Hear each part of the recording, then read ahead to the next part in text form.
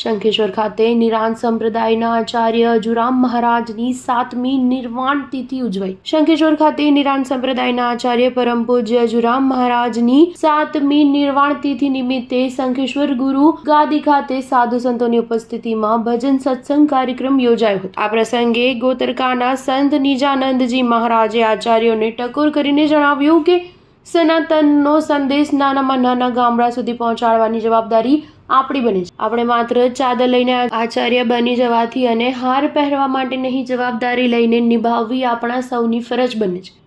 અને ઉપસ્થિત માતાઓને જણાવ્યું હતું કે સનાતન ધર્મની લોકોને હવે ભૂખ લાગી હોય તેવું કુંભ મેળામાં ઉમટેલ મહેરામણ ઉપરથી જોવા મળે છે। એટલે હાલના સમય પ્રમાણે તમે નાના ભૂલકાઓને સનાતન ધર્મ અંગે જાણકારી આપી જાગૃત કરવા સલાહ આપી।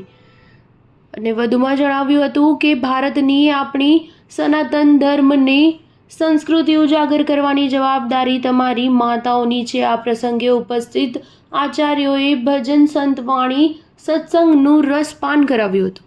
આ કાર્યક્રમમાં ગોતરકાથી નિજાનંદજી મહારાજ, બોપલથી ભક્તિ મહારાજ, સરખેજથી ચેતનરામ મહારાજ, શંખેશ્વરથી જીવરામ મહારાજ તેવા અનેક સંપ્રદાયના આચાર્યો, ભક્તો ભજન સત્સંગ પ્રસાદ લઈને ધન્યતા અનુભવી હતી અને મોટી સંખ્યામાં ભાવિ ભક્તો ઉપસ્થિત રહ્યા। Star news 7 Shankheshwar.